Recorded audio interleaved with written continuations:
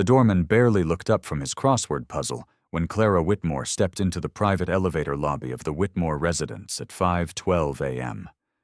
She wore no makeup. Her silk robe had been replaced by jeans and a loose linen shirt that barely hid the curve of her pregnant belly. A single leather weekender bag hung from her shoulder, worn at the corners but sturdy like her. "Good morning, Mrs. Whitmore," he said out of habit more than attention. Clara hesitated. Her hand hovered over the elevator button, and for one strange second, she imagined herself saying it all right there in the marble hallway. "I'm leaving. I'm not coming back. I know what he's done. And I'm done too." But instead, she smiled softly. "Morning, Tom." Early start. The elevator doors opened with a chime. She stepped inside. No one asked questions. No alarms went off. Because people like Clara didn't disappear. People like Clara didn't leave Billionaires before breakfast. But she was. And nothing would ever be the same. The Whitmore estate sat on East Bay Street in Charleston, wrapped in wisteria and old money. 4 stories, white columns, custom everything. Inside silence. Reed Whitmore, Charleston's youngest real estate mogul to ever make Forbes South, was still asleep in their king-size 4-poster bed. The sheets beside him were cold. At exactly 6:00 a.m., his alarm buzzed. He reached across the bed for Clara, still half asleep, fingers brushing cool linen instead of skin. No soft hum of her voice.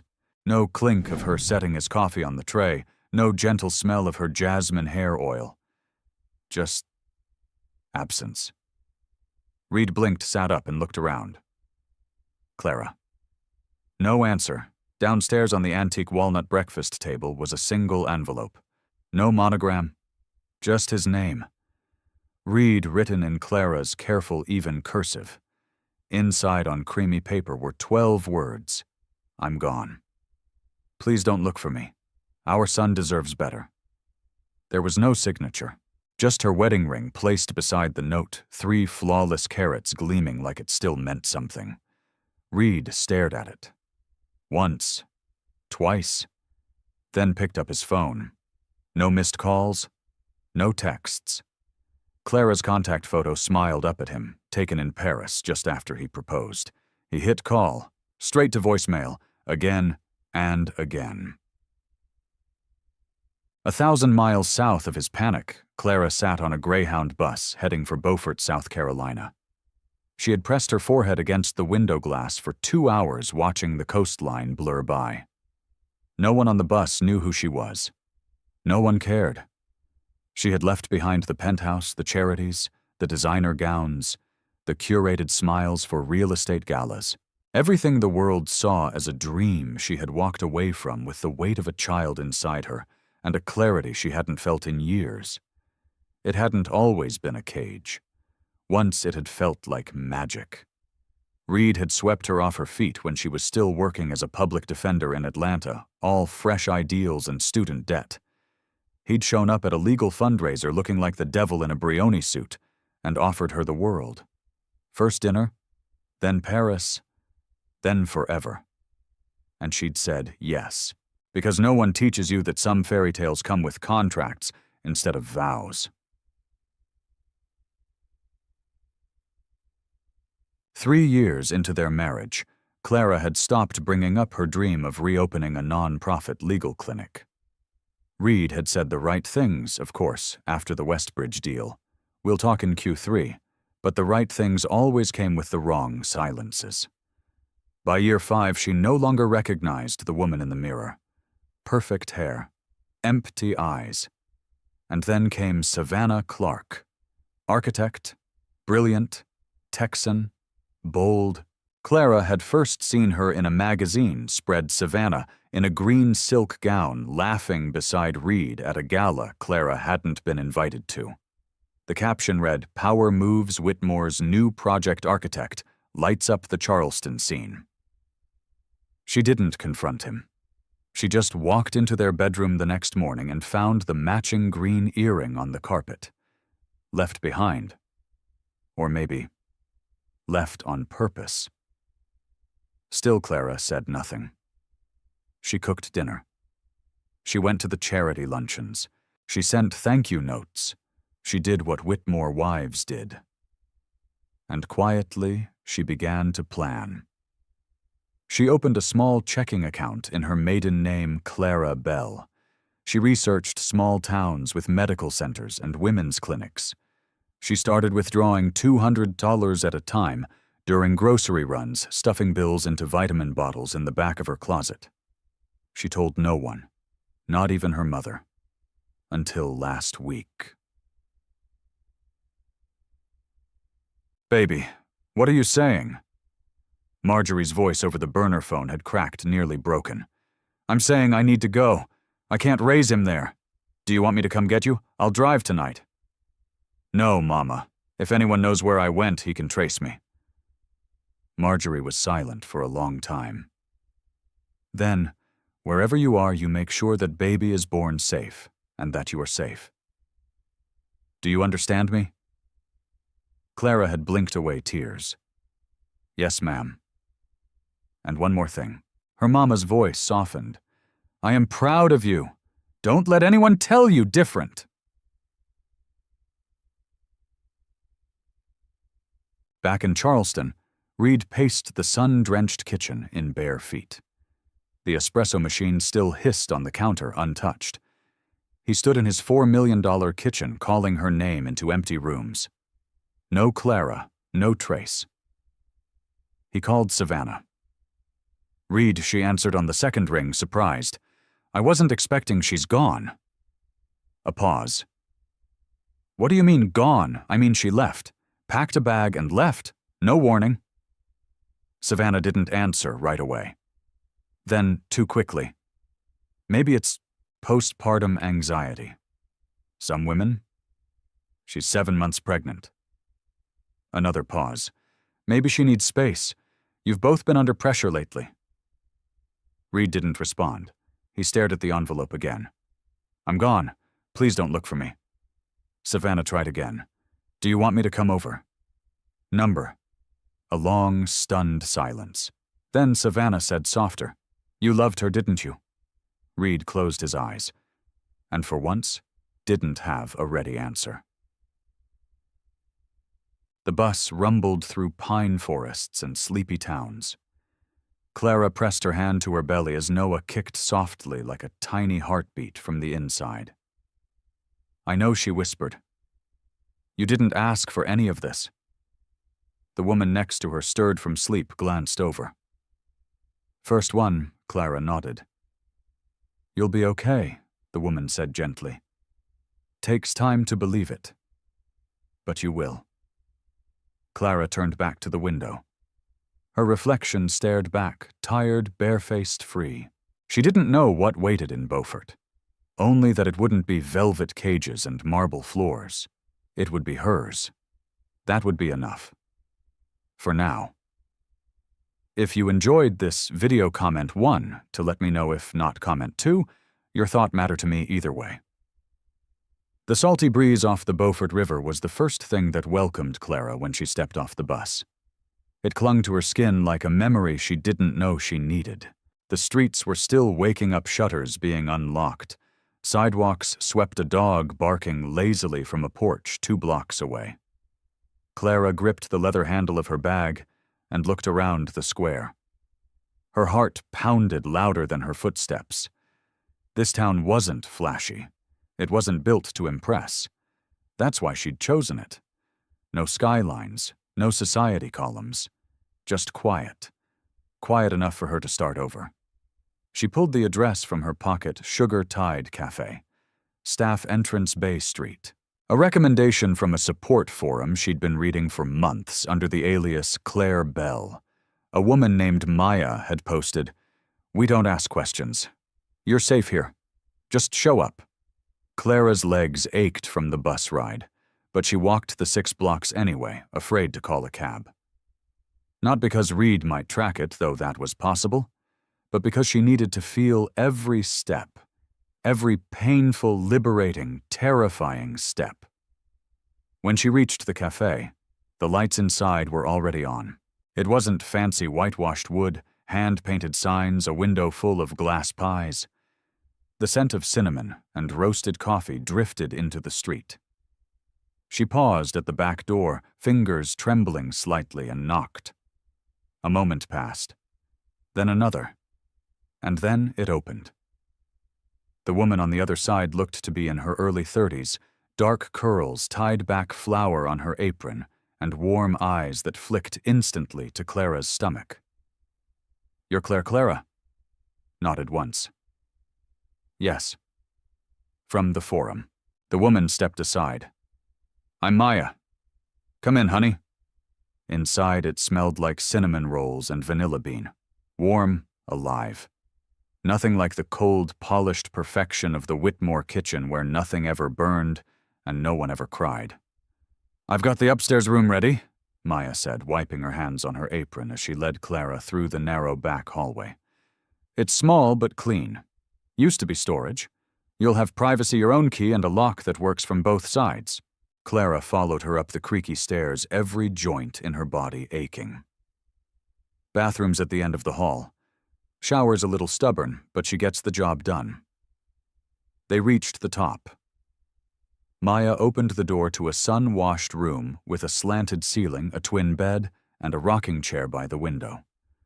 A small dresser stood in the corner with chipped paint and a vase of artificial peonies on top. Clara stared at it for a long moment. "It's beautiful," she said quietly. Maya gave her a knowing smile. "You can rest a bit, then come down if you're up to it. I could use help restocking pastries." Clara nodded, still not trusting her voice. As the door clicked shut behind Maya, Clara sank onto the bed and exhaled. Her fingers pressed against the side of her belly. "I think we made it," she whispered. Noah kicked once, gently, as if answering. Later that afternoon, Clara stood behind the bakery counter, wiping it down for the 5th time, nerves making her restless. First day jitters, Maya teased, handing her a fresh pair of gloves. "I haven't worked in years." "Not like this," Clara admitted, cheeks flushed. "You're doing fine. Everyone feels a little shaky at first." The front bell chimed. A man walked in. Tall, broad shoulders, carried himself like he didn't need to prove anything. He wore a soft plaid shirt sleeves, rolled to the forearm jeans work boots. A gentle layer of sawdust clung to him like cologne. He stepped up to the counter with a slight nod. "Morning, Maya. Jonas. You're early. Cabinet delivery canceled on me. Figured I'd grab some pie and see if that leak in your back window got worse." Maya turned to Clara. "Claire, this is Jonas Green. He's the one who fixed up the upstairs room for you." Jonas looked at her then. Eyes a quiet hazel. Not probing, just present. "Welcome," he said simply.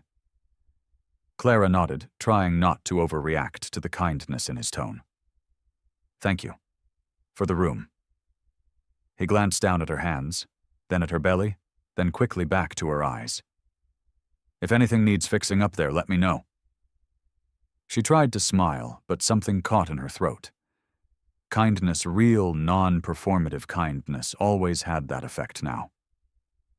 "Thanks," she said softly. Jonas slid a few bills across the counter. "Pecan pie. 2 slices." Maya raised a brow, expecting company. Jonas shrugged. "Just hungry." He took his pie and left. Clara turned to Maya, who grinned. "He's like that. Been through his own mess. Lost his wife 2 years ago. Quiet guy, but he shows up." Clara said nothing, but her chest ached in that strange way it did when she saw someone living something honest. That night, Clara stood by the window upstairs, watching the lights flicker in the distance. The cradle of the town hugged her in a way Charleston never did. Her hands rubbed slow circles over her belly. She thought of Reed, how he used to be. when they'd danced barefoot in their first apartment, when he surprised her with takeout and slept on the floor with her during power outages, when he said he wanted a family not because it was expected, but because it would be theirs. Then came the Westbridge deal. Then came Savannah. Then came silence. She heard a knock. Her heart leapt before she could stop it. She opened the door. Jonas stood there holding a small paper bag. I had leftover nails and figured... He paused, awkward. Clara tilted her head. Figured what? He rubbed the back of his neck. Figured maybe you needed a curtain rod. Clara laughed, the sound surprising her. Sure, come in. He entered carefully, respectful of space gaze, avoiding the bed, lingering on the cracked paint by the window instead. I'm still figuring all this out, Clara said suddenly before she could stop herself. He looked up. I mean, starting over. Jonas gave a small nod. Aren't we all? He held up the curtain rod. Want it near the window? She nodded. And as he worked in silence, Clara felt something strange rise in her chest. Not attraction. Not yet. Something slower. Safer, like the possibility of home. She watched him press the rod into place with steady hands. No ring on his finger, no scent of cologne masking absence, no voice raised to be heard over his own ego. Just presence. That night after he left with a soft, "Let me know if it squeaks," Clara closed the door and leaned against it. She didn't cry. She didn't panic. She just breathed. For the first time in a long time, she let herself believe that maybe there were people who didn't want to own you. Just know you. And that could change everything. The morning sun poured through the crooked window, like warm honey painting soft streaks across the pale blue walls of Clara's small room. She sat in the rocking chair, hair pulled into a loose braid, her hand resting instinctively on her belly. Noah shifted gently, pressing against her ribs as if nudging her from the inside. I know, she murmured. Time to go down. She stood slowly, every movement measured. 7 months pregnant felt heavier today, not just in her body, but in her spirit.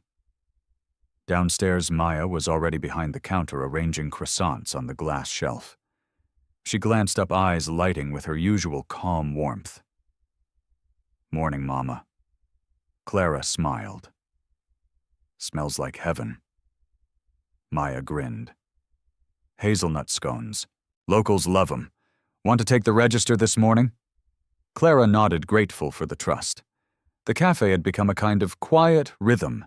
Simple tasks, friendly faces, and the occasional slow moment where she could just breathe. No curated smiles, no boardroom wives, just butter coffee and people who asked how you were, and meant it. The bell above the door jingled.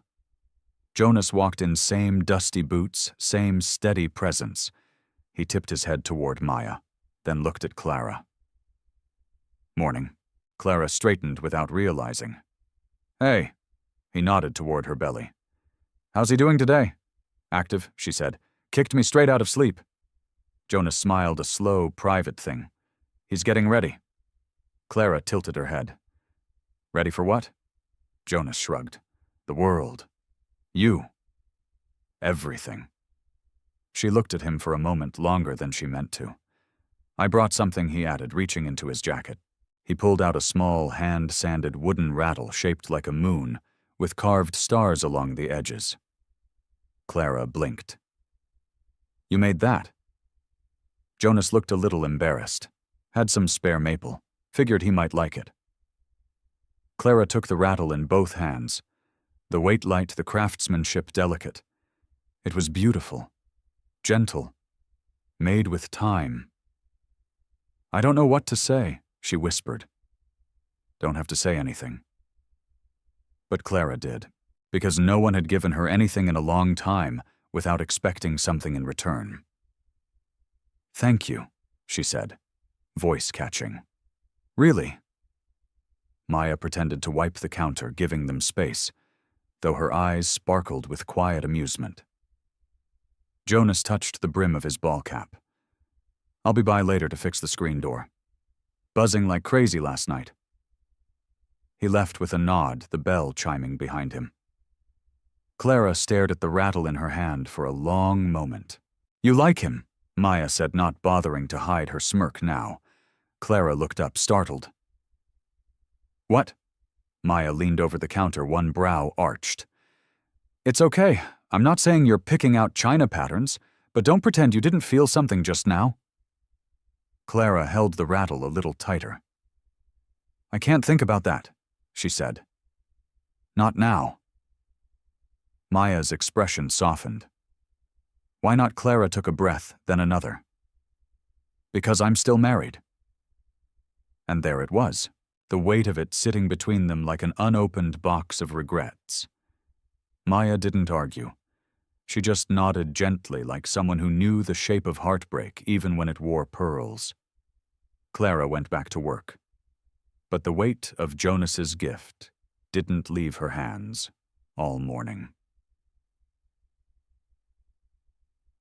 That afternoon, as she sorted tea tins in the pantry, Clara's phone buzzed, an old burner phone she barely touched, unless necessary. One message. From an encrypted email. Ree Whitmore, disappearance. Still no word from wife. Clara's blood turned cold. She clicked the link. It was a local Charleston blog. Not mainstream news, but enough to circulate in social media gossip circles. The headline read, Charleston's power couple shaken by mystery. Where is Clara Whitmore? Beneath the headline was a recent photo of Reed standing alone on the steps of the Charleston courthouse. He looked tired, paler than usual, hollowed out.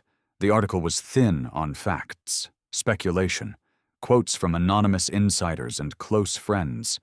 Some even implied Clara had run off with another man. She gripped the phone so hard her fingers ached. Not one mention of why she might have left. Not one! Maya knocked lightly at the pantry door. Everything okay? Clara looked up, eyes dry but burning.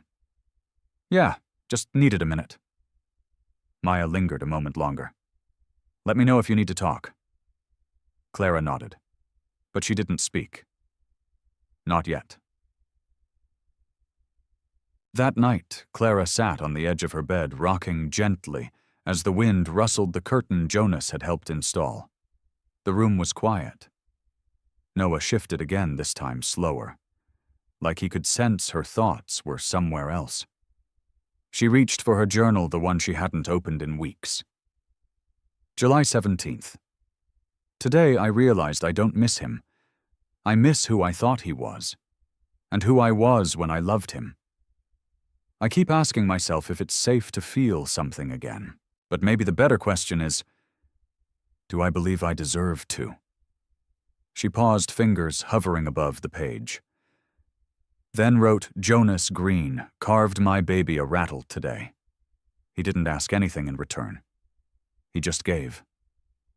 She closed the book softly and turned off the lamp.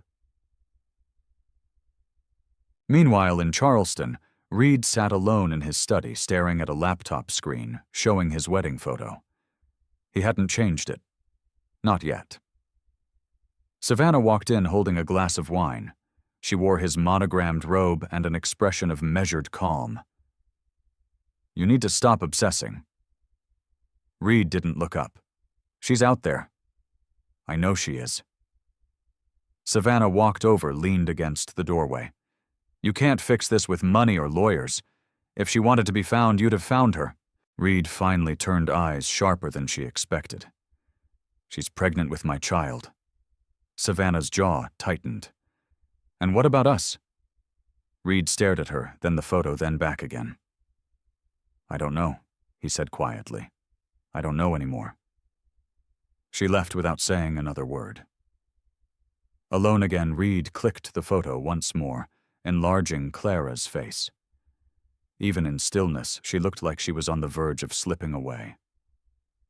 He whispered to no one. Why didn't you tell me you were that unhappy? In Beaufort, Clara stood by the cafe window the next morning, watching as Jonas hammered something onto the back fence. A handmade wind chime. She could hear it already, soft wooden notes dancing on the breeze. No declarations, no pressure, just presence. She placed her palm over her belly and whispered, "We're not running anymore." If you enjoyed this video, comment 1 to let me know. If not, comment 2. Your thought mattered to me either way. The first storm of the season rolled in just after midnight. Clara lay awake in the small upstairs room, listening to the wind press against the old window panes, like it was asking to be let in. Rain tapped steady on the roof, gentle but unrelenting. Her hands rested on her stomach, feeling the rhythm of Noah's small movements beneath her skin. She hadn't slept much in days. The article was still fresh in her mind, read on the courthouse steps alone, and that headline echoing louder than it should have. Where is Clara Whitmore? She hadn't expected them to care. She hadn't expected the story to grow legs, but now it was growing teeth, and that was worse. Strangers online speculating, spinning rumors, guessing where she'd gone, why she left. What kind of woman disappears before giving birth? Clara turned on her side, watching the shadows shift across the ceiling. Maybe she could have ignored it, if it weren't for what she saw earlier that day. Savannah Clark's face, perfectly lit, lip-glossed, eyes wide with concern. Standing next to Reed in a second article titled, "Business and Broken Vows, Whitmore Seen with Architect Amid Search for Wife." Clara had stared at the screen so long her tea went cold in her hands. Savannah. The woman in the green dress. Clara could still remember the first time she saw them together in that photo, Reed whispering something in Savannah's ear, his hand barely grazing her back. But this time, Savannah looked straight into the camera, bold, steady, unbothered, like she'd already replaced her. Clara pressed her hand to her chest, as if calming something wild inside. She wasn't angry, not exactly. She was something deeper, something quieter, something that couldn't be named but lived in the space between heartbreak and clarity. A knock on the door startled her. Soft. 3 short taps. She eased up from the bed and padded across the creaky floor. Jonas stood on the other side, rain dripping from the brim of his ball cap, his jacket soaked through. "Didn't mean to wake you," he said gently. "Just checking on the windows. Storm's not letting up." Clara stepped aside. "Come in before you catch cold." He stepped in, careful not to track mud. His presence filled the room in a way that didn't crowd it. He scanned the corners, eyes sharp. "That one there," he said, nodding toward the east window, "might rattle tonight. I can brace it if it gets worse." Clara watched him move toward it, rolling up his sleeves. The veins in his forearms flexed as he adjusted the latch. She shouldn't have noticed. But she did. He paused, sensing her watching. Turned slowly. "You okay, Clara?" Hesitated. "I saw them today," she said. "Reed and Savannah." Jonas didn't flinch. "Where online? Headlines, pictures?" She was smiling. He crossed his arms.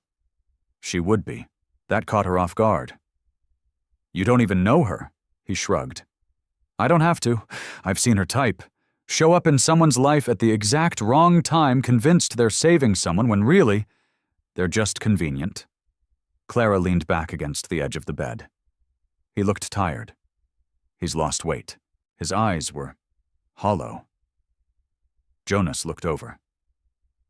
"Does that change anything?" Clara didn't answer, because it did. And it didn't. "I loved him once," she said softly. "And for a long time I thought if I loved hard enough, he'd remember how to love me back." Jonas took a step closer, not crowding, just present. "That's not how love works." "No," she whispered. It's not. Silence settled, full of unspoken things. Clara looked up at him. You ever get tired of starting over? Jonas nodded. Every day. She blinked. Then why do you keep doing it? He smiled faintly, eyes kind. Because the alternative is letting your past decide your future, and I've done enough of that. A gust of wind shook the window. The lights flickered once, then steadied. Jonas glanced toward the hall. I'll stay a while, just to keep an eye on the power. Clara didn't stop him. He sat in the rocker. She sat on the edge of the bed. No music, no filler. Just the sound of the storm. It was the most peaceful she'd felt in days.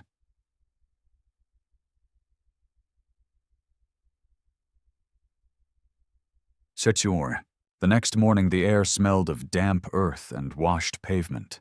The storm had passed, leaving behind puddles and fallen petals. Clara stood on the cafe porch, wiping down tables with Maya, the sun warm on her shoulders. Jonas stayed through the whole storm. Maya asked her tone, casual, but her smile was not. Clara rolled her eyes. He stayed to make sure the window didn't fall out. That's all. Maya laughed. Honeymen don't brave thunder and lightning just to fix a window at midnight. He likes you. Clara didn't argue, because part of her already knew. But her heart still held pieces of a life she hadn't finished unpacking. I'm not ready, she said quietly. Maya leaned on the railing. No one said you had to be, but don't shut a door before you even find out where it leads. Clara looked out toward the water eyes narrowing on the horizon. There was still too much she didn't understand about where this was going, too many unfinished chapters. Meanwhile, across the Charleston waterfront, Savannah scrolled through the same photo of herself and Reed that Clara had seen. Her thumb paused on the comments. She's glowing. Finally, someone who understands Reed. Upgrade. She smirked, closed the app. Babe, she called out, stepping into the kitchen where Reed was pouring coffee. He didn't respond. Reed, he looked up slowly. I'm not doing press anymore, he said. Savannah blinked. What, I'm not giving statements. No interviews. No more smiling for headlines. She's gone. And I'm not putting on a show about it. Savannah crossed her arms. You think hiding from it looks better? He shook his head. I don't care how it looks. Something about the way he said it made her shoulders stiffen. She left you, Savannah said, sharper than intended. Why do you still care? Reed didn't yell. He didn't scold. He just looked at her with the kind of quiet that made her uncomfortable, because I broke something I didn't know how to fix. He walked past her coffee untouched.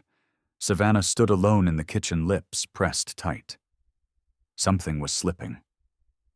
And for the first time, she felt it. That night, Clara stood at the edge of the dock behind the cafe, the moon casting a long silver trail across the water. Jonas joined her hands in his pockets. They didn't speak at first.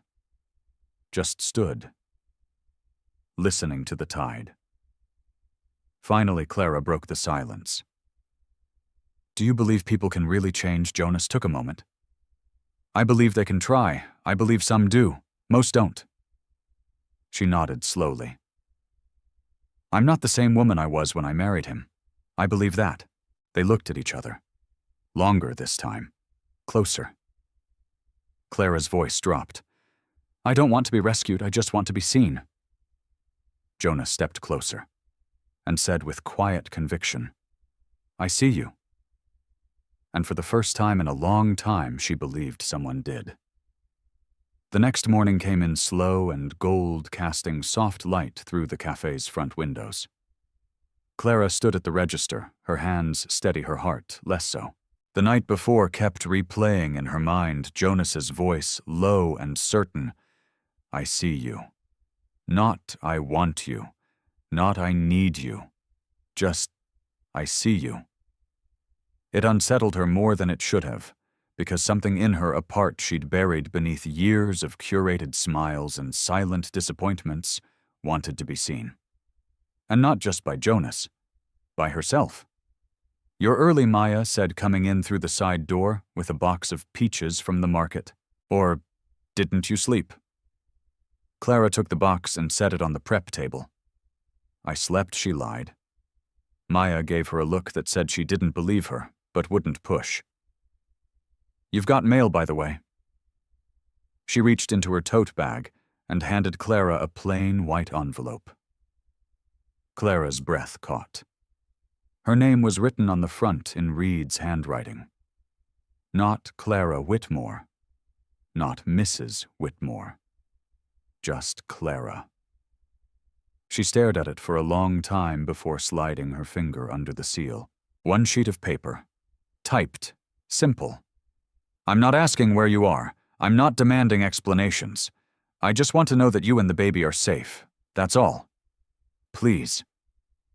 No threats, no guilt, just words. Almost too few. Clara folded the letter and placed it under the register. "Bad news?" Maya asked gently. "I don't know," Clara murmured. "I think..."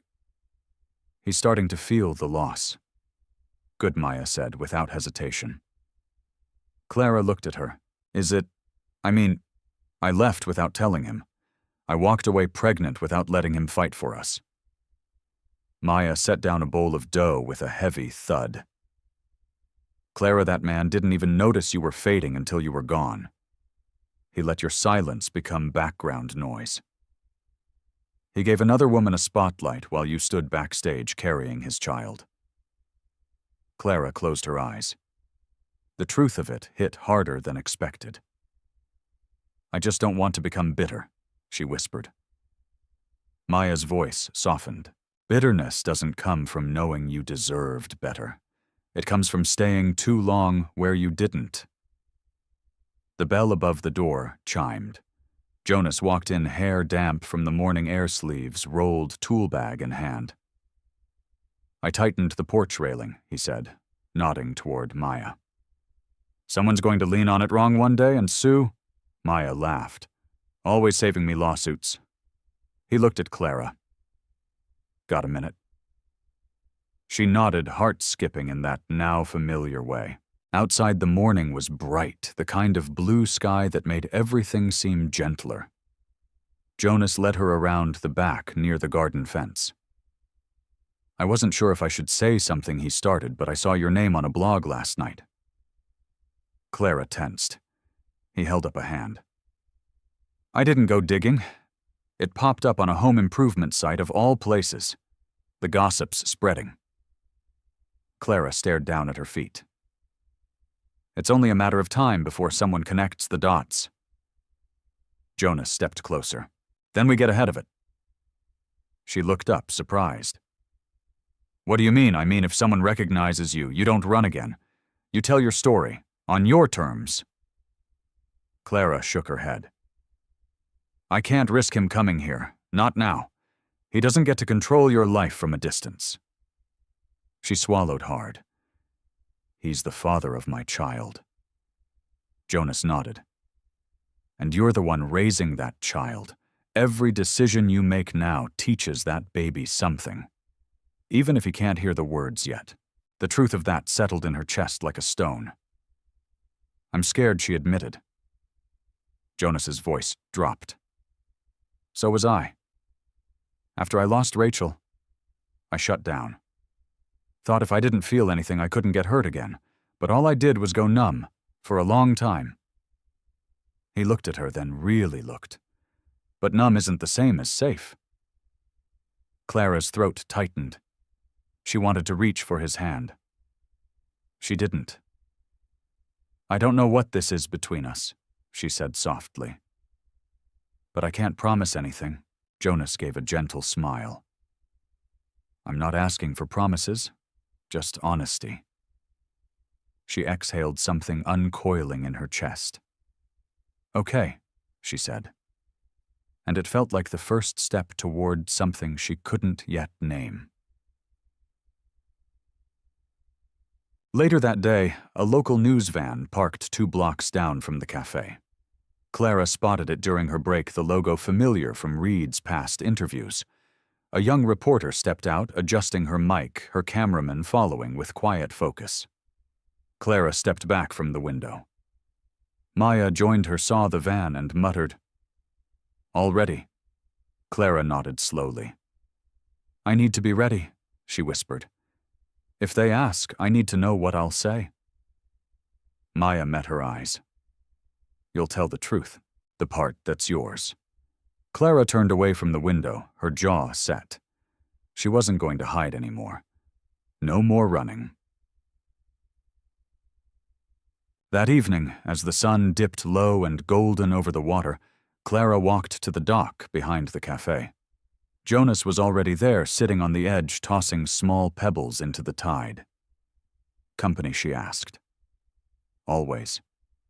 She sat beside him, close enough to feel the heat of his arm. "I want to write a letter," she said. "To Reed." She nodded. "Not to make peace, not to ask forgiveness, just to say what I couldn't say before I left." Jonas didn't interrupt, just waited. "I need him to know that I left because I had to. Not to punish him, not to disappear, but because if I didn't leave, I was going to disappear from myself." He turned toward her, eyes steady. "That's worth saying." Clara looked out at the water. "Noah deserves to know I chose life, not survival. And if Reed ever gets to be in his life, he needs to come from a place of truth, not entitlement." Jonas nodded once. "You're braver than you think." She didn't reply. She didn't need to, because somewhere deep inside she was finally starting to believe it.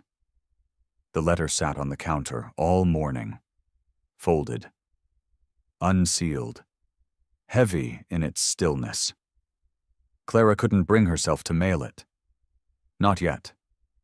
She kept running her fingers along the edge, rereading the lines in her head, second-guessing every sentence, wondering if too much truth could sound like bitterness, or if not enough, would sound like cowardice. Reed, you once asked what happened to the woman who used to dance barefoot in the kitchen. She's still here. But she learned not to dance for applause that never came. Her stomach tightened. Noah shifted low, reminding her with a quiet nudge that time was running out. Not just for her, but for everything she'd put off. Everything she was still afraid to face. "Either send it or burn it," Honey Maya said from the other side of the cafe. "It's starting to look like it pays rent." Clara gave a soft laugh. "I know. I want it to be the right version." Maya poured coffee into a to-go cup and slid it across the counter. "There is no right version. There's just the one you can live with." Before Clara could answer, the bell above the door chimed. Savannah Clark walked in like she'd never been away from the spotlight. Her heels were too high for Beaufort sidewalks, her bag too expensive for the bakery's homemade charm. Her sunglasses stayed on even indoors. Clara froze. Savannah didn't look around. She looked through the space until her gaze landed. Right on Clara. Clara's breath left her body. Maya stiffened behind the counter. "Can I help you?" Savannah took off her sunglasses slowly. "I think I'll speak to Clara if you don't mind." The cafe went quiet. Even the humming refrigerator seemed to hush. Clara took a slow step forward. "How did you find me?" Savannah smiled, lips tight. "Let's just say Charleston's gossip mill has long arms. And Reed hired a private firm once the press started speculating about you. Someone made the connection." Clara swallowed. "So you came instead of him. I thought it would be easier this way." Easier for who? Savannah leaned forward slightly. "Clara, you've made your point. You left. He's been unraveling ever since. And now there's a child involved." Clara's eyes flicked to Maya, who stood still, protective, but letting her lead. "I didn't leave to prove a point," Clara said. I left because I couldn't survive in that house anymore. Because every time I walked in, it felt like I was standing in someone else's life. Savannah didn't blink. You could have stayed and fought. No, Clara said, voice firmer now. I did fight. For years. I fought every quiet night he didn't come home.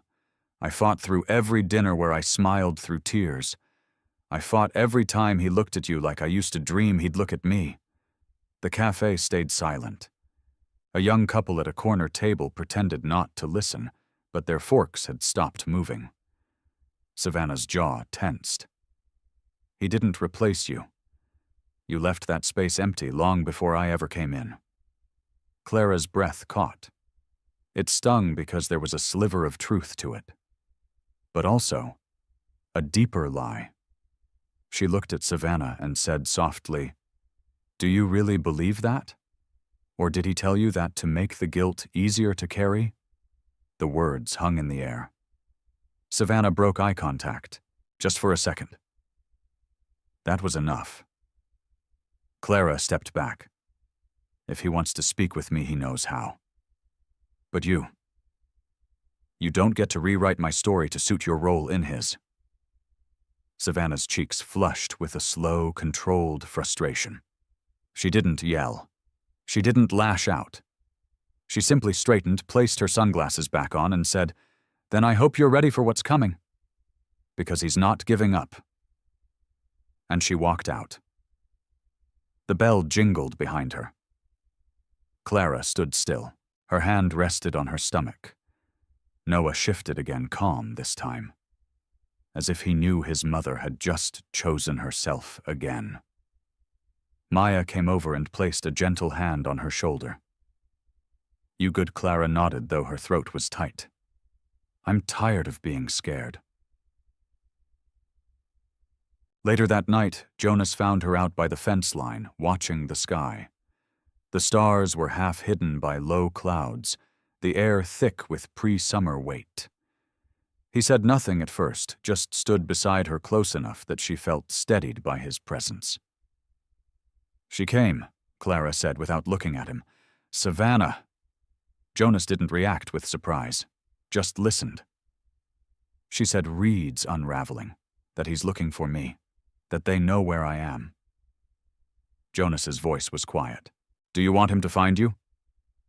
Clara shook her head. Not yet. Maybe not ever. She glanced over. I don't want him to come here and see who I've become and try to own it, like it's his to claim because he finally noticed the hole I left behind. Jonas took a breath. Then don't let him. You're not a ghost of that life anymore. She turned fully now, really looking at him. What if I'm not ready for what comes next? Not just Reed. Everything. You. This. Jonas's eyes softened. Then we go slow. She didn't answer, not with words. Instead, she reached out and took his hand. His fingers closed gently around hers. And they stood in the quiet, the stars trying their best to come through. Inside later, Clara opened her letter again. She read it slowly, then added one more line. I hope someday you'll understand that my leaving wasn't the end of us. It was the beginning of me. She sealed it, for real this time, and placed it by the door. Clara stood at the edge of the dock, barefoot, the soft wooden planks warm beneath her feet. The late spring air clung to her skin, heavy and sweet, with the scent of jasmine. It was quiet, except for the occasional lap of water and the distant hum of cicadas.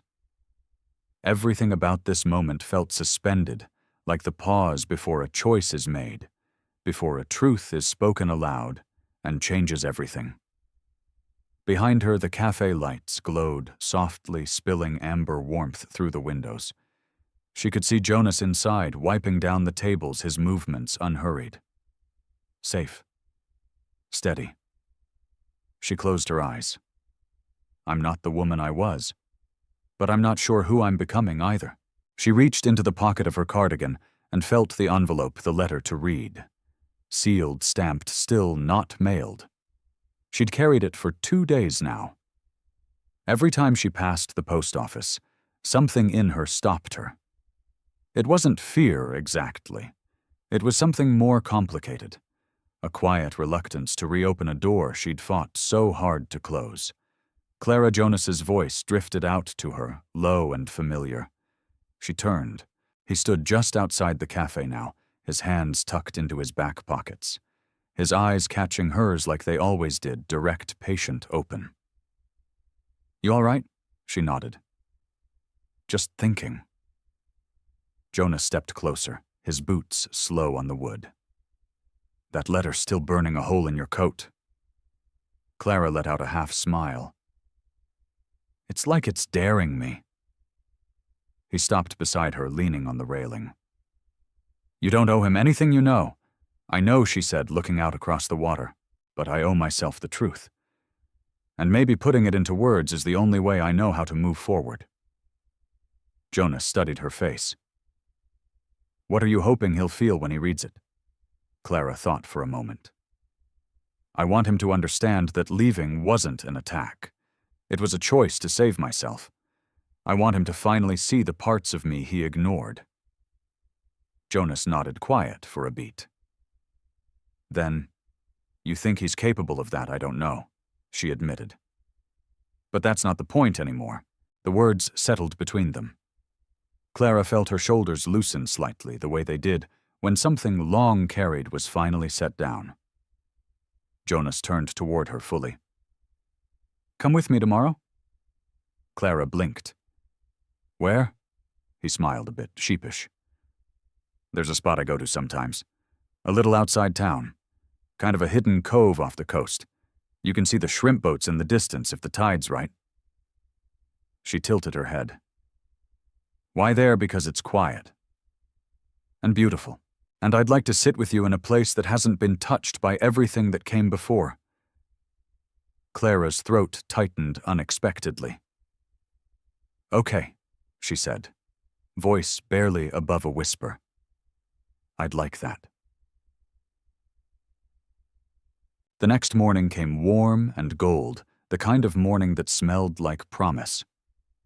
Jonas picked her up in his old truck, the seats worn, the dashboard cluttered with fishing maps and old coffee receipts. He didn't say much as they drove, but the silence wasn't awkward. It was the kind of quiet that made space for breath, for thought. Clara rested her hand on her belly as Noah shifted slow and lazy. The motion made her smile. "You all right back there, little one?" she murmured. Jonas glanced over. "He kicking again. He's been moving more lately, like he knows something's coming." Jonas grinned. "He's right." They turned off the highway onto a dirt road lined with pines and wild grass. 10 minutes later, the trees opened to a narrow path that led to the shoreline. Clara stepped out of the truck, taking it in. The cove was small, a hidden crescent of sand tucked between low dunes. The sky stretched wide overhead, a watercolor of soft blues and faint clouds. "This is beautiful," she said quietly. Jonas grabbed a folded blanket from the back seat and handed it to her. "Thought we'd sit a while." They found a spot near the dune's edge, the ocean soft in front of them, the breeze warm. For a long time, they didn't talk. Clara leaned back, eyes closed, her body relaxing in a way it hadn't in months. "This feels like a memory I haven't made yet," she said. Jonas looked over. "What do you mean?" She opened her eyes, turning toward him, like I'll look back on this one day, and it'll be the moment I knew I was really free. Jonas's expression shifted, something tender, almost reverent. "I hope you do," he said, "because you deserve more than just surviving." They sat there, the space between them, softening, shortening. After a while, Clara reached into her bag and pulled out the letter. Jonas raised a brow. "That the one?" She nodded. I'm ready, she said. He didn't question it, just stood with her, and together they walked toward the edge of the water. Clara knelt down, placed the envelope gently into a small glass bottle she'd brought, sealed it with a cork. It wasn't the post office. It was better. She held it out over the water for a moment, then let go. The bottle bobbed, then caught the current drifting farther and farther out until it was just a glint of glass and light.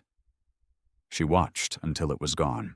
When she turned back, Jonas was watching her, not the bottle, not the tide. Her. What she asked softly. He stepped closer. You looked like yourself just now. Clara blinked. He continued, voice low, sure. Not the version you had to become to survive. Not the one you thought you had to shrink into. Just you. Clara felt her eyes sting. She didn't wipe them. Instead, she stepped forward just enough that their hands brushed. You've been patient, she whispered. Jonas's smile deepened. I would have waited longer. Her hand found his. And under the wide sky, with the tide pulling yesterday further away, Clara felt the beginning of something she never thought she'd feel again. Hope, real, uncomplicated, quiet, and hers. The wind shifted as they left the cove. It carried the scent of salt and something softer, magnolia, maybe, or rain from miles away.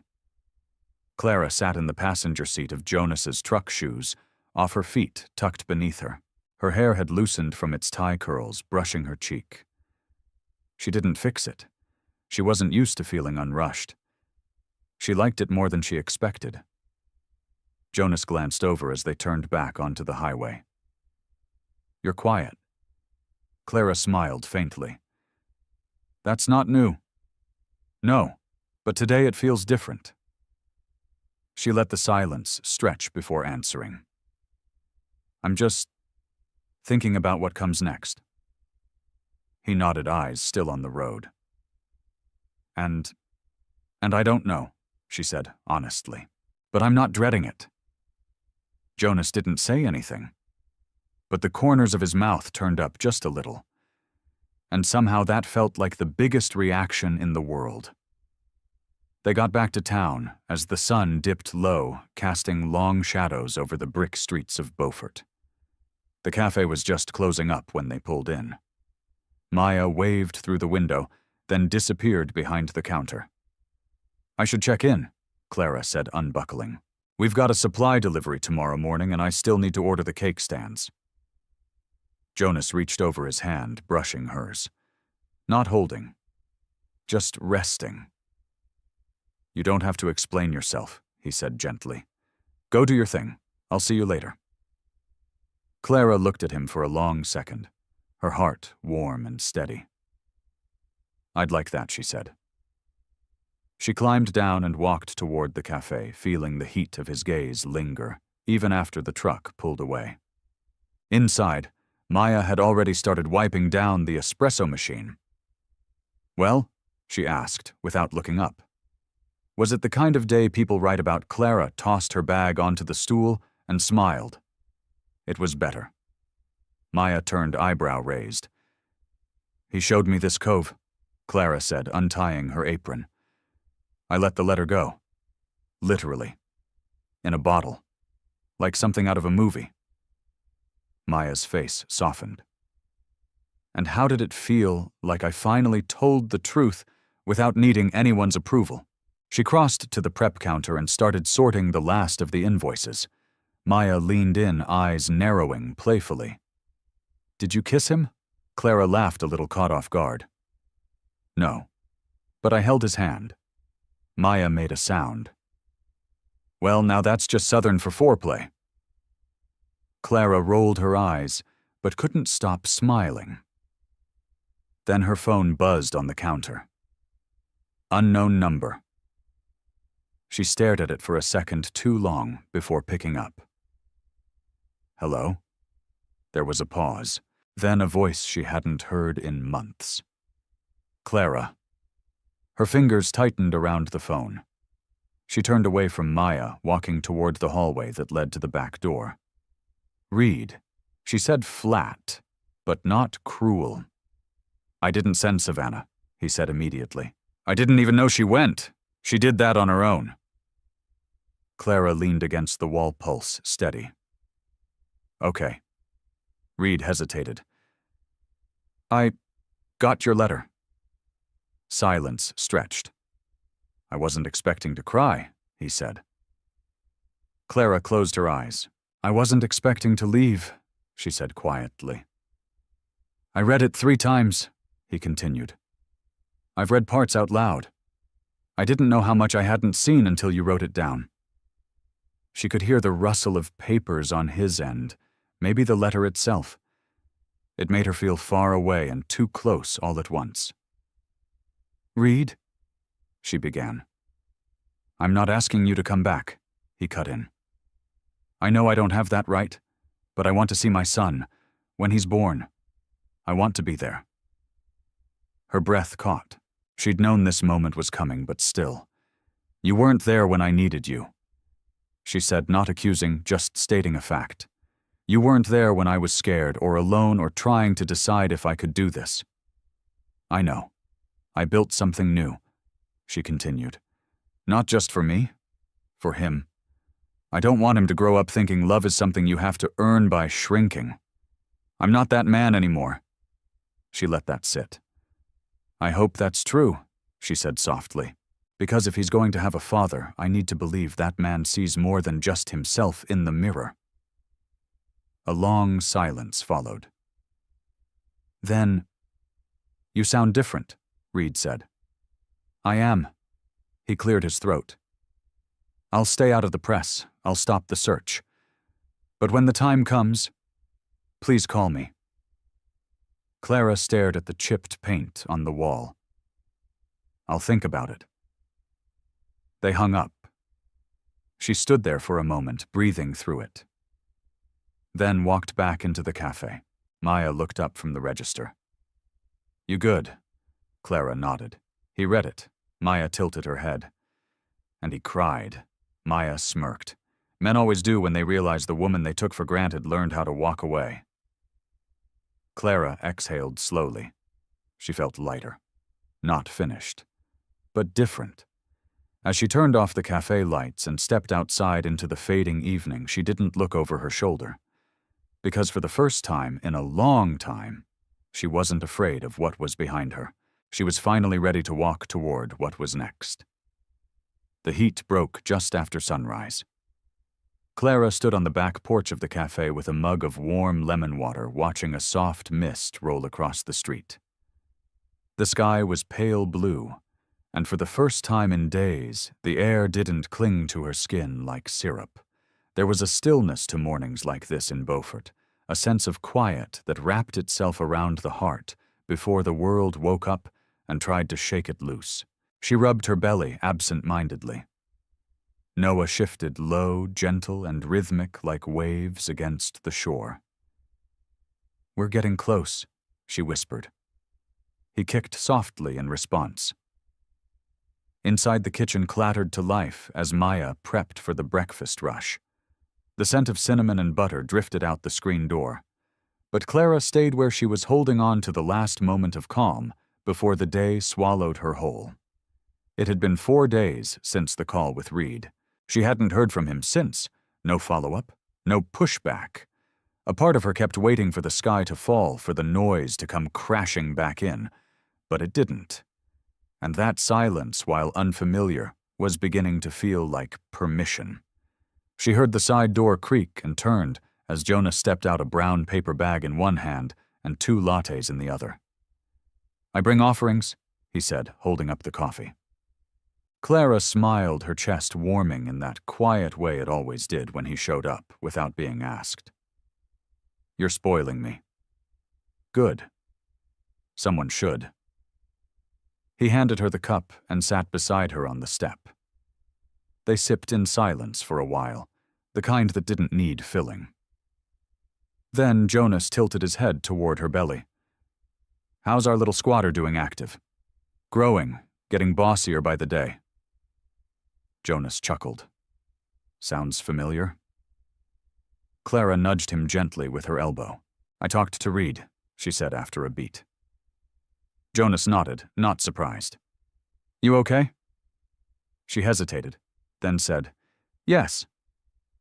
I think I am. He looked at her, then really looked. I'm proud of you, you know. Clara blinked. For what? For walking through all of this with your heart still open. Most people would have shut the world out by now. Her throat tightened unexpectedly. She looked down at her coffee. I'm trying, she said. But I still feel like I'm rebuilding myself in pieces. Some days I don't know who I am yet. Jonas reached out and placed a hand gently over hers. Maybe you don't need all the pieces figured out right now. Maybe it's enough to just know you're done pretending. She met his eyes, and something in her shifted again. Less fear. More certainty. Before either of them could say anything more, the screen door swung open and Maya poked her head out. You've got a visitor, she said, eyes bouncing between the two of them. Clara's brows pulled together. Who not read? Maya said quickly. A woman. Well-dressed. Nervous hands. Says her name's Margot. A voice interrupted from inside. Clara froze. The name sent her back like a shock years ago. A lunch at a downtown Charleston cafe, white wine, and false smiles. One of Reed's longtime business contacts married into a family of political donors. Elegant. Calculated. And once someone Clara confided in during a moment of foolish vulnerability. I didn't think you'd actually come, Clara said quietly, stepping into the cafe. Margot stood near the counter, her blazer too sharp for the warm air, her expression tight with something between apology and urgency. I had to, she said. You didn't give me much choice. Clara kept her distance, arms folded. What do you want? Margot's voice lowered. Reed's company is falling apart. The board is split and some of his partners are jumping ship. They're worried about his emotional state. The story about your disappearance. It's become a liability. Clara stiffened. And you came to ask me to fix it? No, Margot said quickly. I came to tell you they're preparing a counter-narrative, one that makes you look unstable. They'll say you had a breakdown, that Reed gave you space out of compassion. Clara's stomach turned. I expected this from Reed's team, but not from you. Margot looked genuinely stricken. Clara, I didn't agree to it, that's why I'm here. To warn you, I thought you deserved time to prepare. Clara took a breath, measured and tight. Thank you for telling me, but you can go now. Margot hesitated. You should speak. Your voice matters right now.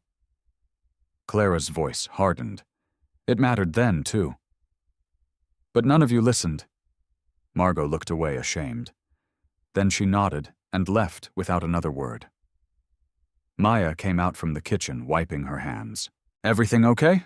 No, Clara said. But it will be. That night, Clara sat with Jonas on the back porch again, her laptop in her lap, her fingers hovering over the keyboard. I want to write something, she said. Jonas sat beside her, quiet and steady. A letter? No. A post? Public. I want to own my story before someone else turns it into a headline. He nodded. What are you going to say? She looked up at the stars overhead, each one tiny and steady and burning far longer than anything down here ever would. I'm going to tell the truth. About the silence, about the ache, about learning to leave before I became a version of myself I didn't recognize, about choosing this life over that one. Not because I hate him, but because I love me. Jonas reached over, touched her knee gently. Then say it. Every word of it. Clara looked at the screen again. Her hands started to move, and for the first time the words didn't feel like a weight. They felt like wings. Clara didn't sleep that night, not because of fear, but because her mind wouldn't stop spinning with words she was finally ready to say. By 2 a.m., the glow of her laptop lit the kitchen in a soft halo, casting long shadows on the walls. She sat at the small wooden table, a worn blanket wrapped around her shoulders, Noah gently pressing against her ribs like he too was awake and waiting. She read her post out loud slowly, every sentence crafted with the weight of memory and the clarity of now. I disappeared not because I was lost, but because I was drowning in plain sight. I built a life that looked beautiful from the outside, but swallowed me from within. I chose to leave, to protect the little life growing inside me and the woman I was beginning to remember. I'm not broken. I'm not unstable. I just stopped asking permission to be whole. Her finger hovered over the post button. Jonas's words echoed in her mind. Say it. Every word of it. She pressed it. The screen blinked. The post was live. It was done. She closed the laptop and let out a breath that felt like months of silence escaping her lungs. By morning, everything had changed. Maya caught her at the cafe door with wide eyes, and her phone held out like it was on fire. You're everywhere, she whispered. Clara blinked. What? Maya turned the screen around. Her post had been picked up by 3 news outlets. Thousands of shares. Comments pouring in, mostly women. Some angry, some grateful. Some just relieved to hear a voice that mirrored their own private ache. Clara scrolled through the comments. Thank you for speaking. I've never told anyone what I went through. Until now. You are brave. I wish I'd left when I had the chance. She had to sit down. It wasn't just the truth, it was the release. And now it wasn't hers alone. It belonged to every woman who had swallowed silence to survive. I wasn't expecting this, she murmured. Maya crouched beside her. That's because you weren't writing it to be seen. That's what makes it powerful. Jonas arrived an hour later. She saw him through the window, walking with that quiet ease that made everything inside her steady. The moment he stepped in the cafe seemed to quiet around him. You okay? He asked, reading the tension on her face. Clara nodded, eyes wide with disbelief. The post went viral. People are messaging me. News reporters are calling. My old neighbor from Charleston just emailed. She said she never knew. Jonas sat across from her, resting his arms on the table. And how do you feel? Clara looked down at her hands. Seen? Terrified? Relieved? All of it? He smiled softly. That's how you know it's real. She hesitated. Reed's going to see it. He probably already has. Clara swallowed. Then I guess we wait. But she didn't have to wait long. That afternoon, her phone buzzed with a name she hadn't seen since the day she left Charleston. Savannah Clark. Clara stared at it for a long time before answering. Savannah. Her voice was careful. Clara, Savannah said, her voice clipped, controlled. I don't know what you think you've accomplished. Clara cut her off, calm and firm. I didn't post it for you. Savannah scoffed. You've humiliated him. Reed is. He's unraveling. That's not my responsibility anymore. No, it isn't, Savannah snapped. But it's going to affect Noah. Everything that happens from now on will be tied to your name, your choices. Clara inhaled slowly. Noah will know that his mother chose peace over performance. And if Reed wants to be part of his life, it'll be on those terms. Not power, not image, real presence, real care. Savannah's voice wavered. Do you really believe he can be that man? I don't know, Clara admitted. But I do know that I'm done playing the role that lets him avoid trying. There was silence on the other end. Then for the first time, Savannah's voice dropped its edge. Just slightly. I loved him, you know. Or maybe I just loved being the one he didn't leave. Clara's chest tightened. We all thought we were the exception. Savannah didn't reply. Just hung up. Clara let the silence settle. That evening, Jonas picked her up after the cafe closed. "Where are we going?" she asked as they drove past the town limits. "I figured you could use a little escape," he said. "Somewhere no one expects you to be anything but you." They drove along the marsh, the low country unfolding in quiet, golden layers. Spanish moss waved lazily from the trees. The road curved toward the water until they reached a quiet dock with a single boat tied off and an old radio playing soft jazz from inside a weathered boathouse. Jonas stepped out, came around to her side, opened the door. Clara looked up at him. "You planned all this?" He shrugged. "Not really. It just felt like the right place." They walked to the edge of the dock. The sun dipped low, coloring the water in molten orange. Jonas turned to her. "Can I tell you something?" Clara nodded. "I was afraid to fall for you," he said. "Not because of Reed, not because of what people would say, but because I didn't want to be another person asking you to be something you're not." Her heart pounded slow and deep. "You never have," she whispered. He stepped closer. "You don't owe me anything," he said, "but I care about you. Deeply. And I want to be in your life, in Noah's life, if that's something you want too." Clara didn't speak. She didn't need to. She reached for his hand and placed it gently over her stomach. Noah kicked strong and sure. Jonas blinked his face, softening with quiet awe. Clara looked at him. "I think we just got our answer." He laughed quietly, his thumb brushing across her skin. And in that moment, beneath the low country sky, with the tide whispering at their feet, Clara didn't feel like a woman escaping. She felt like a woman arriving. Finally. The summer storm rolled in fast. By late afternoon, the sky had turned the color of pewter, and the first drops of rain tapped lightly against the cafe windows. Clara stood near the counter watching the street empty, as umbrellas bloomed like soft petals along the sidewalk. Inside it was quiet. Only the hum of the fridge and the soft clinking of dishes from the back. She ran her hand over her belly, feeling the weight of the baby shift. Her due date was approaching fast, closer than she wanted to admit. Every day her body reminded her that time was moving, ready or not. Maya stepped in from the back apron, dusted in flour. "Looks like we'll be closing early," she said. "Storm's not letting up." Clara nodded, distracted. "Hey." Maya's voice softened. "You've been off since yesterday.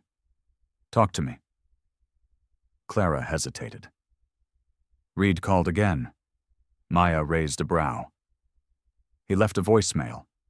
Said he wants to come down. Said he wants to talk in person." Maya leaned on the counter. "What does he want?" Clara let out a shaky breath.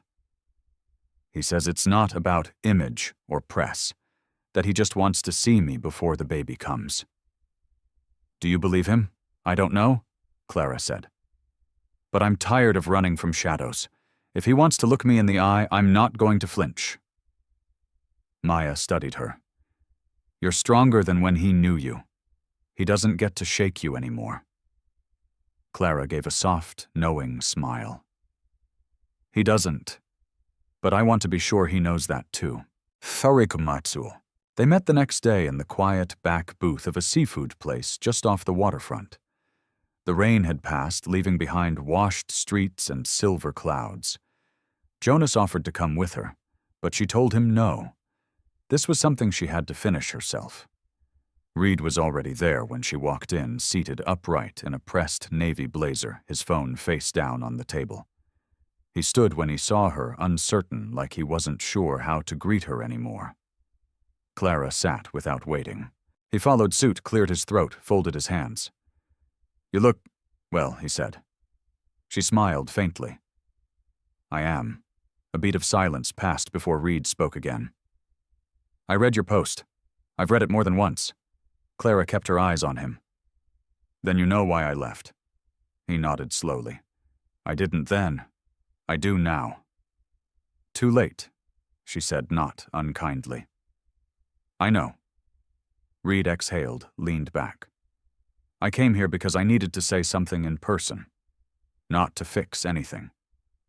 I know I can't. Clara waited. You were always the best thing in my life, but I didn't know how to see you as more than what I needed. You weren't a person to me, you were a role, and I was selfish with it.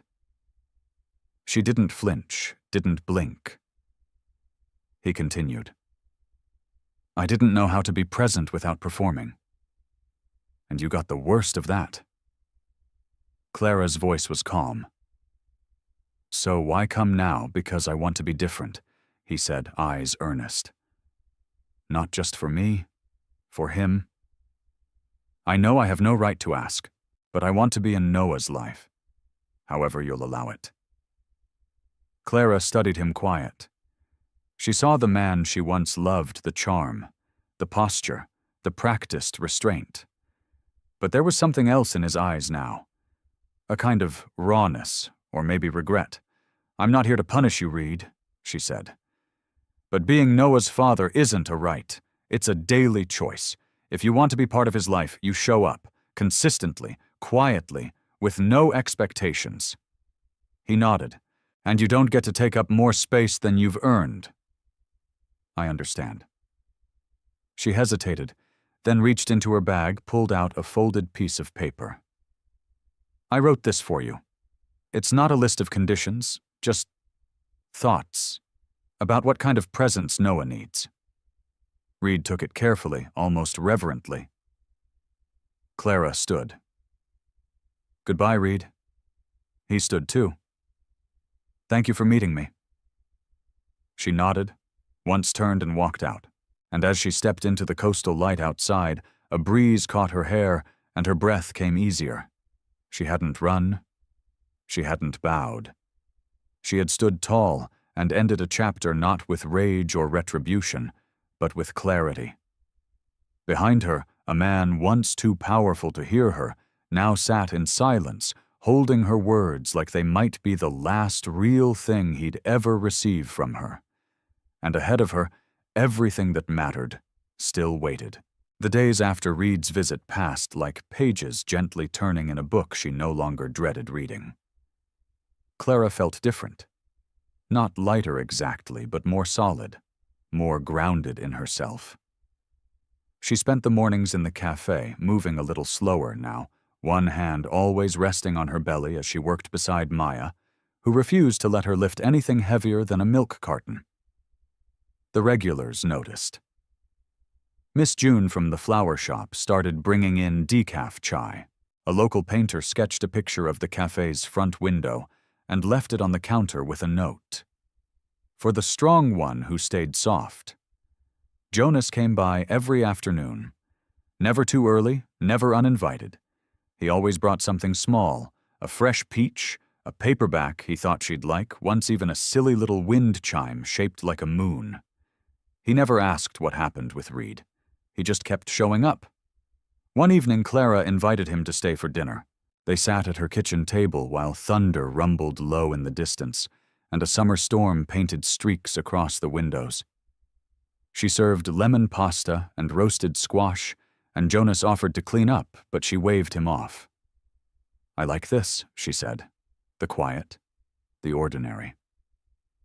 He leaned against the counter, watching her. You've made it yours, he said. Every part of this life. She turned toward him, her eyes soft. I didn't think I could. Not really. You didn't think you were allowed, he corrected gently. That landed deeper than she expected. She wiped her hands on a towel. You ever feel like you're still waiting for permission to be happy? Jonas tilted his head, thoughtful. I used to. After my divorce, I stayed quiet for a long time. I thought if I just didn't cause trouble, the pain would stay manageable. But pain doesn't shrink when you ignore it. It just waits. Clara met his gaze. the air thick with something unspoken. "I'm tired of waiting," she said. Jonas moved toward her, slow and careful, like approaching something sacred. He stopped inches away. "Then don't." Her breath caught, but instead of stepping back, she closed the space between them and rested her head against his chest. His arms wrapped around her instinctively, gently, and she let herself exhale into the warmth. It wasn't fireworks. It wasn't sweeping music or grand declarations. It was quiet, honest, safe. Later that night, she couldn't sleep. She sat on the edge of her bed, watching the rain trace slow rivers down the window. Noah shifted again, strong and low. She pressed her hand against the movement and whispered, "We're going to be okay." Her phone buzzed. It was a message from Margot. He stepped down. Clara blinked. Reed resigned from the company board. Quietly. No statement. Just a clean break. She stared at the words, then typed back. "Why?" Margot replied almost instantly. "I think he finally understood. Some things can't be spun." Clara sat back against the headboard, letting the meaning settle in her chest. She hadn't expected that. But it made sense. Reed didn't fight for control this time. He let it go. Maybe in his own way, that was his apology. She tucked the phone away, pulled the blanket higher over her belly, and let her eyes drift shut, not with worry, but with the peace of knowing the worst had already passed. In the morning, she would go to the cafe. She would bake blueberry scones with Maya. She would flirt quietly with Jonas over the register. She would fold baby clothes during slow hours and keep her hospital bag by the back door just in case. Life wasn't waiting for her anymore. It was already here. The morning came slow and golden, the kind that slips in soft through cotton curtains and makes everything feel suspended in time. Clara woke to the sound of birds outside the window, layered over the gentle hum of the ceiling fan. Her hand instinctively found her belly. Noah was still, but her breath told her everything was shifting. She didn't feel pain exactly, just a pressure low and deep, like something ancient and steady was beginning to rise. She got up carefully, padded to the bathroom, and paused. She knew. It wasn't urgent yet, but it was close. She dressed in soft cotton, Jonas's oversized tee and leggings that barely fit now. She braided her hair slow and precise, grounding herself in the rhythm. Her hospital bag was already packed. Maya's number was already pinned on the fridge, and Jonas, he'd made her promise to call no matter the hour. She reached for her phone, but paused. Not yet. For a moment, she stood in the kitchen, staring out the window at the soft stretch of Beaufort morning. The marsh glimmered in the distance. Everything looked untouched, ordinary, and yet she was on the cusp of the extraordinary. She poured herself a glass of water, breathing through a wave of pressure that rolled through her. Not painful, just insistent. Then her phone buzzed. It was Jonas. "Morning sunshine. Coffee's on me if you haven't had yours." Clara smiled. Her fingers moved before she could second guess. "Come over. No rush. Just come," he replied instantly. "On my way." 20 minutes later, he knocked once before letting himself in. When he saw her standing barefoot in the kitchen, hands cradling her belly, his smile faltered. "You okay, Clara?" Nodded, exhaling. "It's time." He didn't panic, didn't speak too fast or move too quickly. He just walked to her, took her hand, and kissed her forehead like it was the most natural thing in the world. "You want the hospital now?" he asked. She shook her head. "Let's wait a little. I just want to sit. Be still with it for a minute." They moved to the couch. Jonas sat beside her, arm behind her shoulders. She leaned into him, let her eyes close for a moment. The tension was there pulsing just beneath the calm, but it wasn't fear, it was anticipation. He glanced down at her belly, then up at her. "You're ready?" Clara opened her eyes. "I think I am." Jonas took her hand again, his thumb brushing over her knuckles. "You know, when I was driving over here, I thought about that night on the dock." She smiled faintly. "The moon chime night." He chuckled. "Yeah, I was terrified you'd tell me I was imagining everything between us." Clara looked at him. "I wasn't." His voice dropped soft and sure. "I know." There was something sacred in the quiet that followed something that made the coming hours feel like a threshold, not a wall. Clara turned her head, looked him in the eye. "I'm glad it's you here." He swallowed. "Me too." The next wave came stronger, tightening low and deep. She breathed through it slow and measured like Maya had taught her. Jonas kept his hand in hers the entire time, silent but steady. When it passed, she opened her eyes. "Okay," she whispered. "Now I think I'm ready." He stood, helped her up, with the tenderness of someone who understood the moment wasn't just physical, it was emotional. Transformational. He grabbed the bag, held the door open. She stepped outside into the cool morning light, into the car, into the beginning of something new. As they drove, Beaufort slipped by, still quiet, still waking up. And in the passenger seat, Clara felt both ancient and brand new, both woman and mother, both wounded and whole. The world had once told her to shrink, to serve to survive quietly. But she had chosen something else. And now she was about to bring life into a world she'd finally reclaimed as her own. The hospital room was dim and quiet, the only light coming from a small lamp in the corner and the soft glow of the monitor screen beside Clara's bed. Outside, twilight had folded over Beaufort like a soft blanket. Inside, time felt suspended, slow and sacred. Clara gripped Jonas's hand tightly, her other hand resting on the curve of her belly. Her breathing was steady, her brow damp. The contractions had grown stronger, closer together now. Each one pulled her further into herself, as though she was walking deeper into a place only she could go. Jonas sat beside her, still present, holding space the way he always did, without pressure, without noise. Just calm. Just care. "You're doing good," he whispered, brushing a strand of hair from her cheek. "You're almost there." Clara gave a small, tired smile. "I can't believe this is real." Jonas leaned closer. "It's real. Every second of it." A nurse entered quietly, checking the monitors, her voice low and reassuring. "We're almost at 10 centimeters, Clara. Dr. Reynolds is on her way in. We're right on track."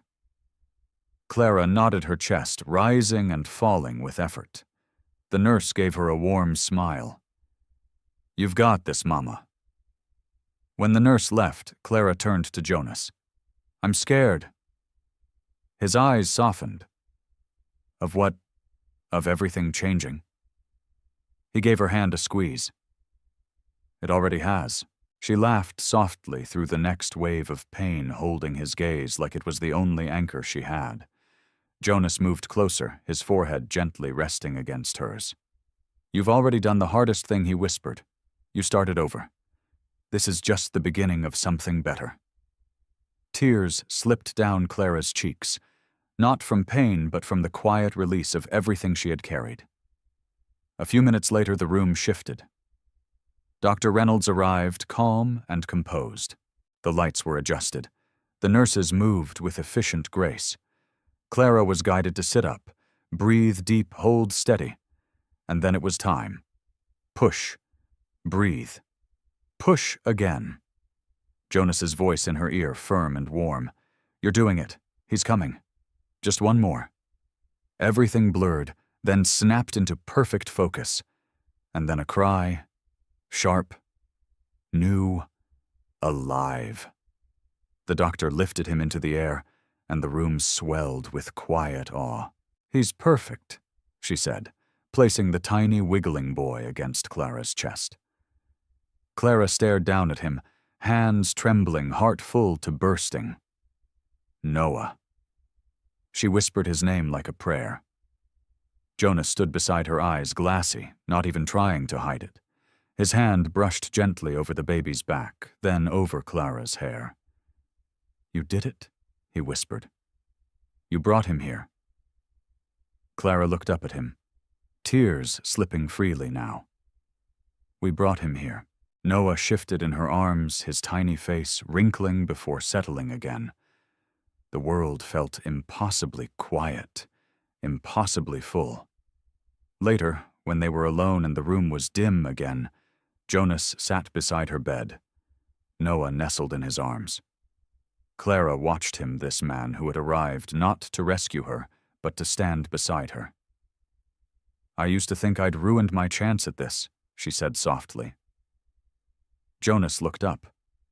At family, at starting over. He glanced down at Noah, then back to her. "You didn't ruin anything. You survived. You chose something better." She nodded, letting his words settle deep. "I was thinking," Jonas said after a beat voice, "careful about something you wrote in that post." Clara raised an eyebrow. "Which part?"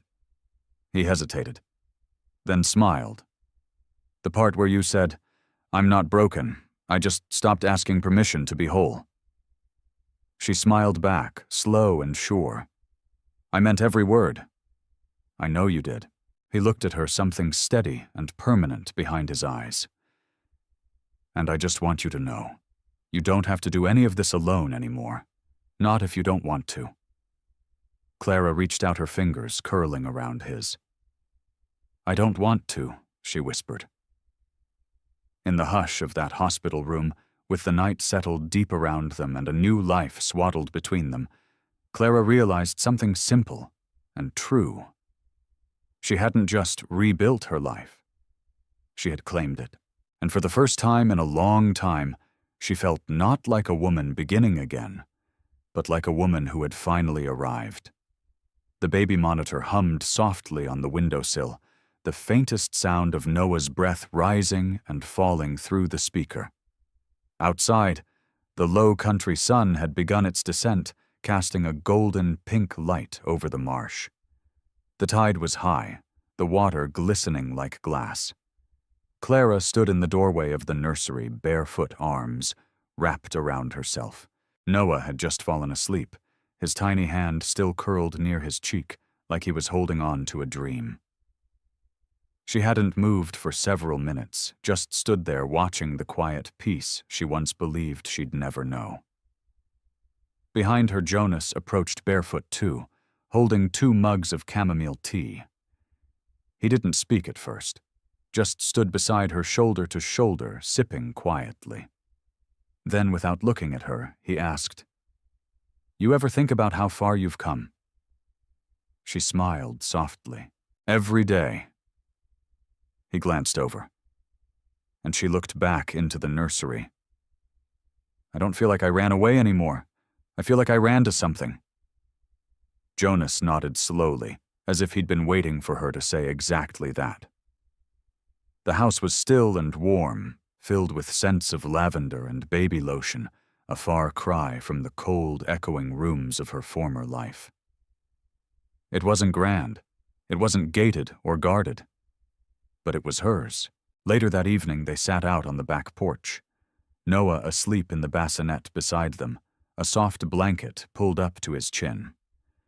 Fireflies blinked lazily across the lawn, and a soft breeze moved through the trees. Jonas reached for her hand. "I saw Reed today," he said.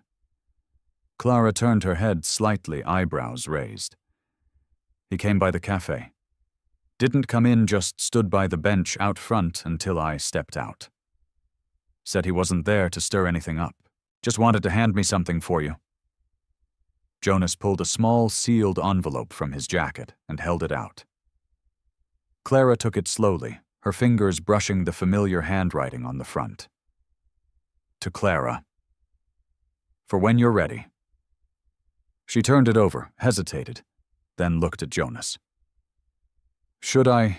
You don't owe him anything, Jonas said. But if you want to hear what he has to say, I'll sit right here. Clara nodded once and opened the envelope. Inside was a single sheet of paper written in the neat, controlled script she remembered from their shared life. Clara, if you're reading this, it means you found the strength to build a life without me. And for that, I am deeply grateful. I spent so much of our marriage trying to shape you into the version of a partner I thought I needed, without ever stopping to see the incredible woman you already were. That was my failure. When you left, I thought I'd lost control. But what I really lost was the illusion that love was something I could own, manage, direct. I see now it was never mine to hold that way. I don't expect forgiveness, but I hope you found joy. Real joy. Not the kind that gets photographed or posted, but the kind that wakes you up in the morning and makes you feel whole. Tell our son, if you choose to, that I am trying to become a man worthy of being in his life one day. That I see you both clearly now. Thank you for walking away when I couldn't see you. It was the kindest thing anyone has ever done for me. Clara read the letter twice before folding it carefully and setting it on the table beside her. I don't hate him, she said quietly. Jonas nodded. I know. I think part of me always wanted him to see me. Not to chase me, just see me. And now she exhaled. Now I don't need him to. Jonas reached for her hand again, fingers lacing together like roots. Sometimes Clara whispered, I wonder if there are women out there who'll hear this story mine and see themselves in it. And maybe they'll leave. Or maybe they'll stay. But at least they'll know they're not invisible. You made yourself visible, Clara, he said. You lit your own way out. Clara looked at him, tears glinting but not of sorrow. These were tears of presence, of power, of truth. I want to help someone else, she said suddenly. Not just with words. Maybe a space, a real one, for women starting over. Somewhere to stay, to heal, to figure things out. Jonas smiled. You'd be perfect for that. I wouldn't do it for them, just with them. A soft place to land? He leaned in and kissed her temple. Let's do it, she turned to him. You're not scared of my past, I'm only scared of a future without you. Noah stirred, let out a soft breath, then settled again. The moment wrapped around them full and whole. Later, Clara stepped inside to write. She sat at her desk, the same one she'd thrifted months ago, sanded and painted by hand. The same one where she first wrote her post. She opened her laptop and began typing. Dear woman who feels like she's disappearing. You're not alone. You're not too late. You're not too broken.